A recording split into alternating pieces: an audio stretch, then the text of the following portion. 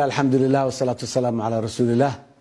dadweynaha Soomaaliyeed waxaan rabaa inaan wax yar u bidhaamiyo ama aan dib u laabto taariikhda qadiyadan badda ee Soomaaliya iyo kayska maanta hor yaala maxkamadda caalamiga maxkamadda cadaaladda caalamiga kayskani annaga 2012 markaan xafiiska nimiday waan ugu nimiday wuu taagnaa kayskan warqadan isfahamka ana way jirtay go'aankii baarlamaankii xukuumaddii u dambeysay ee ku meel gaarka aad wuu jiray warqado badan oo iska hor imaanaya oo la kala qorqoray way jireen markaan nimiday annagu dad khubaro ayaan u saarnay in la daraasiyo meeshii laga soo bilaabay ee meesha wax marayaan iyo waxa aan xaq u leenahay iyo waxa kale waxa noo soo baxday inaan xaq u leenahay dawladda Soomaaliya in ay cadkaas badda ah ee biyeeda ka maqan inay soo ceshato inay tahay si sharci darro ah oo sharciga iyo qawaaniinta caalamiga aan waafaqsanayna looga qaaday warqadii isfahamkeed ayaan ka dacwoonay dacwad dhulkeena iyo biyaha aan leenahay ayaan dib u habeynay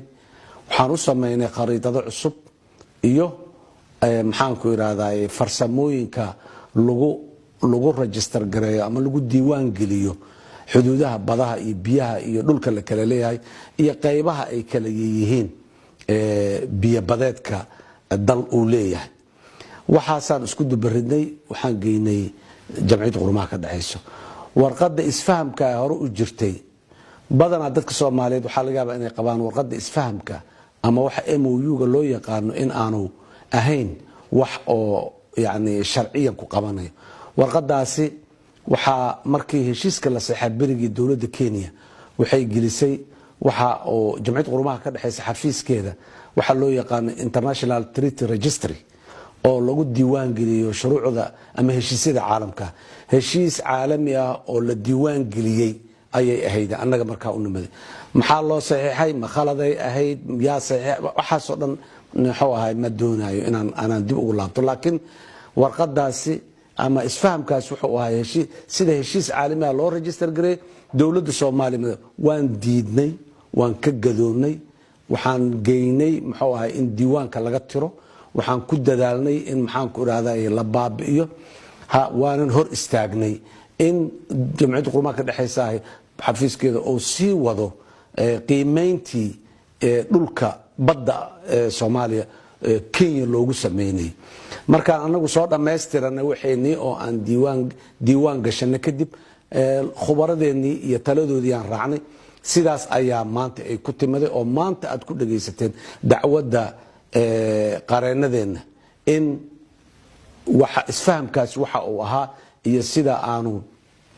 u khusaynin annaga maxaan ku dacwadeena marka maanta waxaan la tacaalaynaa ee taagan waa isfahamkaas haddii aan ka gudubnana waxa loo gudbayaa farsamadii iyo xuduudii calaameynteedii iyo sidii loo calaameyn lahaa ayay noqon doontaa dacwadaha dambe ama maalmaha dambe kaysaska dambe la furi doono marka dadka Soomaaliyeed waxaan rabaa inaan u cadeeyo meeshaasaan soo marnay dawladda Soomaaliya dadka adduunka